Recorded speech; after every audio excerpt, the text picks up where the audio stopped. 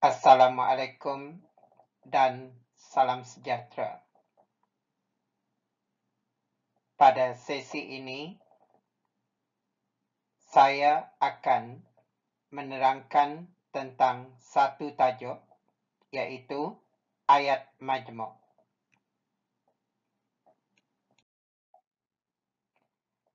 Apakah yang dimaksudkan dengan ayat majmuk? Ayat majmuk merupakan ayat yang terdiri daripada dua klausa atau lebih. Ayat majmuk juga merupakan ayat yang dibina dengan mencantumkan dua atau lebih klausa bebas atau gabungan beberapa ayat tunggal. Ketiga, ayat majmuk ialah ayat yang mengandungi lebih daripada satu subjek atau lebih daripada satu predikat. Keempat, ayat majmuk merupakan beberapa ayat tunggal digabungkan dengan kata hubung tertentu lalu membentuk ayat baharu yang binaannya lebih besar.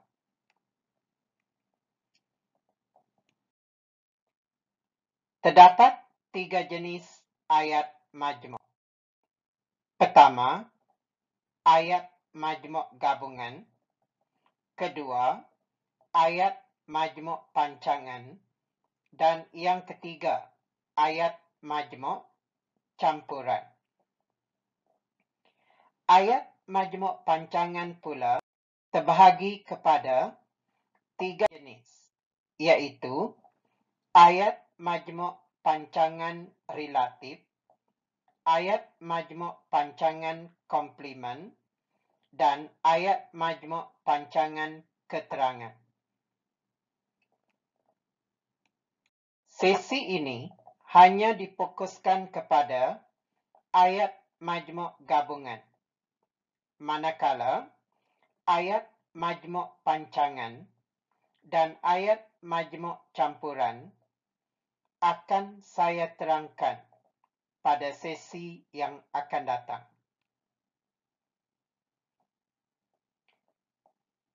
Apakah ciri-ciri ayat majmuk gabungan? Ciri-cirinya ialah ayat majmuk gabungan merupakan ayat yang terdiri daripada dua ayat tunggal atau lebih yang digabungkan secara berturutan.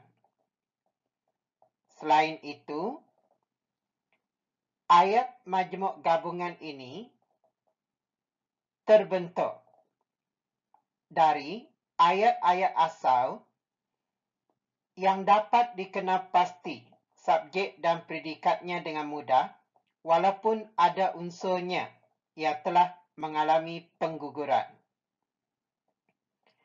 Seterusnya, dalam ayat majmuk gabungan, tidak terdapat klausa tidak bebas kerana ayat-ayat digabungkan secara berturutan menggunakan kata hubung gabungan. Oleh itu, ayat majmuk gabungan tidak boleh disongsangkan kecuali kalau ayat majmuk gabungan itu digabungkan dengan kata hubung sambil. Contoh 1. Mak pergi ke pasar. Ayah ke pejabat. Ayat majmuk gabungan yang terhasil ialah mak ke pasar manakala ayah ke pejabat. Ayat majmuk gabungan ini tidak boleh disongsangkan. Menjadi, manakala ayah ke pejabat, mak ke pasar. Contoh 2. Ayah sudah berusia. Ayah masih boleh bekerja. Ayat majmuk gabungan yang terhasil ialah ayah sudah berusia namun masih boleh bekerja. Ayat ini juga tidak boleh disonsangkan menjadi namun masih boleh bekerja, ayah sudah berusia. Dalam pembentukan ayat majmuk gabungan, ayat-ayat tunggal yang digabungkan itu boleh menggunakan kata hubung gabungan. Terdapat 3 jenis kata hubung gabungan, iaitu kata hubung setara, kata hubung tentangan, dan kata hubung berpasangan. Contoh kata hubung setara dan, serta, lalu, lantas, lagi, atau, seraya, malahan, malah, wahal, padahal, sambil, akhirnya, justru. Kata hubung tentangan pula, contohnya, tetapi, sebaliknya, namun, sedangkan, manakala, melainkan. Contoh kata hubung berpasangan ialah lebih baik daripada, apakah, ataupun, makin, makin, semakin, semakin, adakah, ataupun, sama ada, atau, baik, mahupun, bukan sahaja, malahan.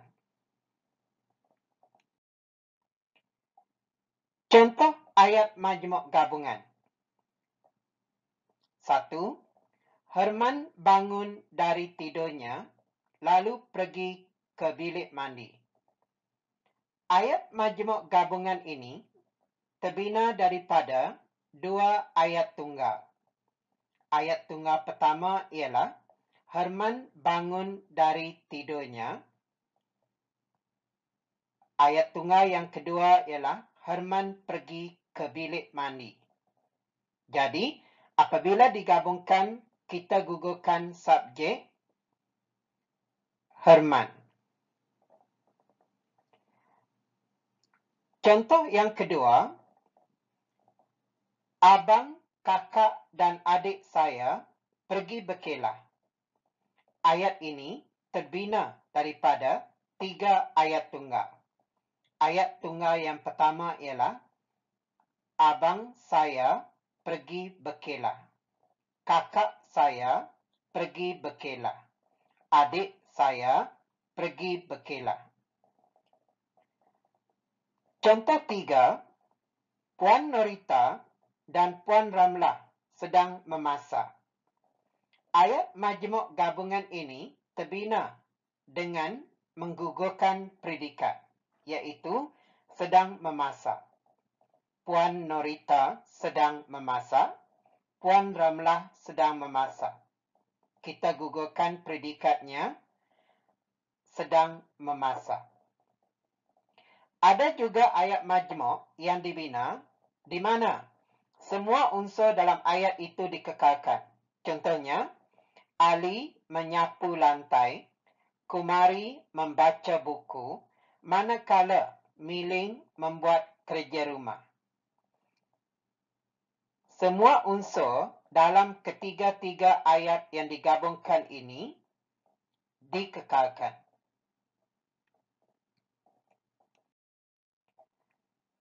Bahagian-bahagian yang digabungkan ialah, pertama, kita boleh menggabungkan subjek dengan subjek. Contohnya, baju dan seluar itu sangat kotor. Ayat ini terbina daripada 2 ayat tunggal. Baju itu sangat kotor. Seluar itu sangat kotor. Kita gabungkan subjek, baju dan seluar. Kedua, kita boleh gabungkan predikat dengan predikat. Contohnya, jutawan itu baik hati dan pemurah. Ayat ini terhasil daripada dua ayat tunggal, iaitu jutawan itu baik hati, jutawan itu pemurah. Kita juga boleh gabungkan objek dengan objek. Contohnya, dia ke kedai untuk membeli buku dan beg sekolah. Ayat ini terhasil daripada dua ayat tunggal, iaitu dia ke kedai untuk membeli buku, dia ke kedai untuk membeli beg sekolah. Objek yang digabungkan ialah buku dan beg sekolah. Yang keempat, kita boleh gabungkan pelengkap dengan pelengkap.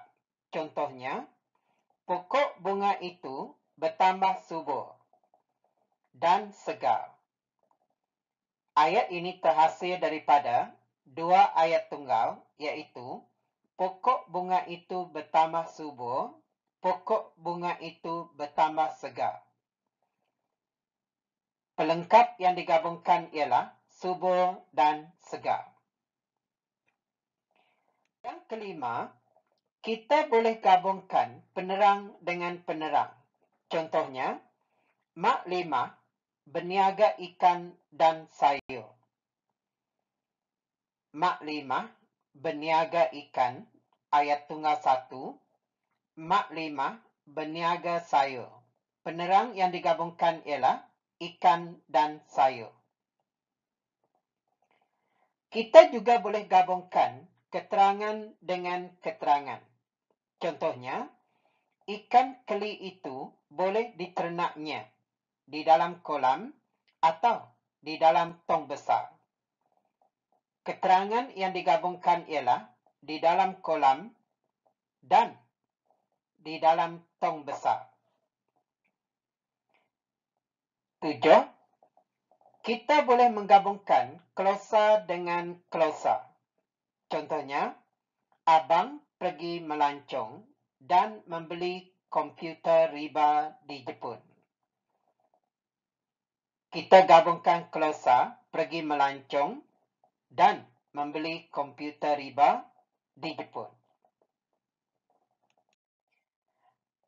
Baik, seterusnya, terdapat 4 jenis penggabungan ayat majmuk gabungan. Pertama, susunan fakta berturutan. Contohnya, dia amat cantik dan berbudi bahasa. Yang kedua, susunan fakta bertentangan. Contohnya, dia sedang sakit tetapi pergi ke sekolah. Yang ketiga, susunan fakta menunjukkan pilihan. Contoh ayat, Heka Pahami atau adiknya kah yang bertunang semalam. Keempat, gabungan menggunakan kata hubung berpasangan.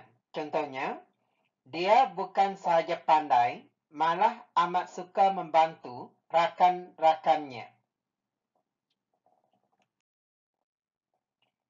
Ayat majmuk gabungan tidak boleh disengsangkan kecuali yang menggunakan kata hubung sambil.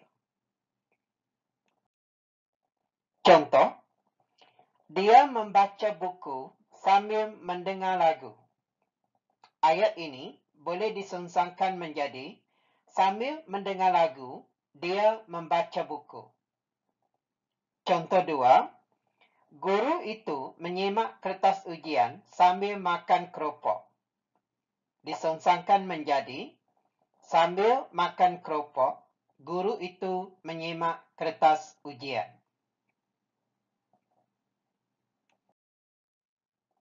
Sekian, terima kasih. Saya berkongsi ilmu bukan kerana sayalah yang terbaik, tetapi saya sedar bahawa ilmu itu milik Allah. Walaupun sedikit, kita harus kongsikan dengan orang lain agar kita sama-sama tahu tentang ilmu itu. Jika ada kekurangan, saya memohon maaf. Saya akan terus belajar membaiki diri kerana perjalanan untuk menambah ilmu ini tidak pernah bernokta selagi kita masih bernapas. Akhir kata, kita jaga diri kita, duduk di rumah, bersatu hapuskan rantaian jangkitan COVID-19. Sekian, terima kasih. Assalamualaikum.